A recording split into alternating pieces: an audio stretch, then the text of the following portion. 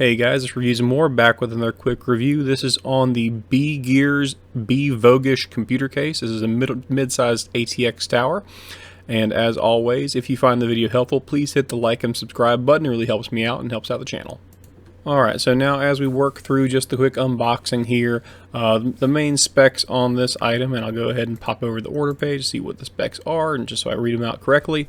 It will accommodate basically any size motherboard, even eATX, although based on the diagrams provided by the company, the eATX motherboard will interfere with some of the available benefits of the actual case itself, including the easy access for the 24-pin motherboard connector, as well as some of the above access for wire for cable management. So we'll talk about that later on when we see the actual system put in place.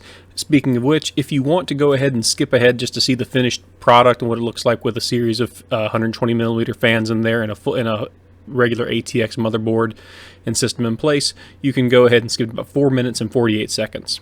Now, it'll accommodate a CPU cooler of 160mm, it'll accommodate a graphics card of 370mm, and as I said before, basically any size motherboard you want. Although I do have some, I'm going to say, buyer beware things about that.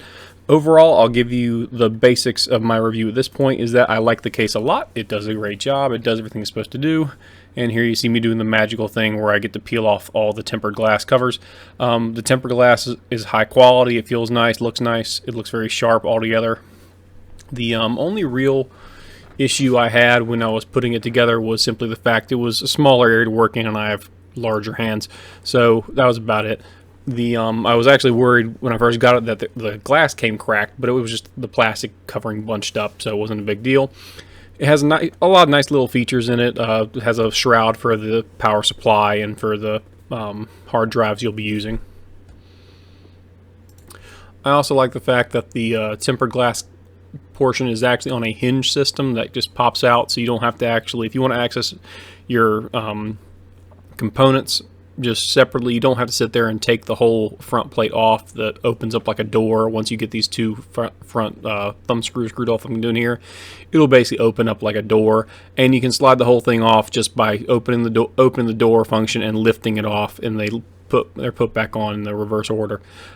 Again, it looks real sharp this way. It's got kind of, the glass is slightly tinted, but it's not crazy. The glass in the front panel is very tinted, so it looks almost like there's just whatever fans you have there, that'll be what you see. You won't really see much else. It comes apart pretty easy. The top comes off pretty easy if you want to take the top off. The front panel, which is also tempered glass, comes off with some standard case pegs that you see on most plastic cases. They just kind of pop in and out. The main thing for this, again, it was a limited area to work in, and I put a full-size ATX board in there, and at about 4:48 you'll see me explain why that was somewhat of an issue, because there wasn't a lot of clearance. The only real problem I had with this case when putting the actual components in it had to do with the offsets. I think there's probably a quality control issue going on here. Bgears is obviously a budget case. This one was $70. It came with no fans in it, so it's a fanless case for $70 with tempered glass. Not a bad deal. There's better deals out there, but this one came in great condition, looked sharp. The steel felt good. It didn't feel flimsy at all. So overall, good quality for $70, and I had some extra fans from my old computer build that I just reused and repurposed. I'm going to probably put RGB in here later on, but for right now we got the red fans in there that you'll see in just a few minutes. Another thing I kind of liked about it, the Bgears logo. There's only one Bgears logo, the brand name, and that's on the front panel, and that just peels off. So you peel it off, get some rubbing alcohol or some isopropyl alcohol, and you'll take the residue right off. You'll have a nice clean front with no branding of any kind on it. The top and the bottom both have magnetic dust shields. I do not have it on the top of mine because I'm using those as exhaust fans, but the bottom does have, for your power supply, does have a magnetic dust cover. Wire cable management, you can look back here and kind of see it's got caddies for your hard drives, as well as a separate SSD drive at the right hand side of the actual computer case there. Although I will say this, as a practical matter, getting the power connectors to the SSD seemed like it'll be difficult. I chose not to do it for my SSD. I put that in the trays in the bottom. Alright, so here is my semi-finished product. It is obviously very, very red. I'm going to replace it with RGB later on, but I just had these El Cheapo fans from my last build kind of sitting around, and I didn't want to spend money on extra fans. And you'll see the cable management isn't perfect by any means. I haven't put any zip ties on anything yet, so please don't be too critical. But it looks good. The glass is not super tinted. It's kind of clear. Now the front panel glass, that's pretty much tinted. You can't see much else but the fans, which is kind of nice because it looks really sharp and sleek. As far as airflow, it's great and it's fine. I'm running a Ryzen 3600 in here, so with the Wraith Stealth cooler that comes with it, which is very, very prone to being hot, so I went ahead and changed some of the settings and used those top two fans for exhaust. But if you look down here, you'll see one of the major flaws, and it's not really a huge flaw these days because the SLI bridges aren't that common anymore, but you'll notice that motherboard almost touches the shroud, so you don't have a lot of clearance. So if you want to, let's say, put in a SLI bridge situation, you're not going to have a whole lot of airflow to those GPUs if you do that. Now, if you're not doing that, it's a non-issue, so it's not that big a deal. But the other issue, which you'll see in just a moment, has to do with some quality control problems, and that is with the offsets.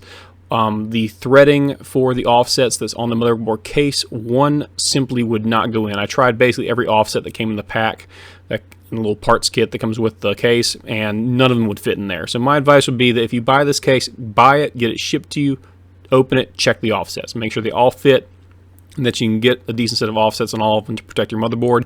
Obviously, I was not able to do that here because you can see there's no screw in there, which means I could simply not get it to work. Now, one offset on an ATX board, a full-size ATX board, not a huge deal, but it is a slight cause of concern when I'm taking that 24-pin connector out, because those can be a little overly snug and you don't want that motherboard bending too much.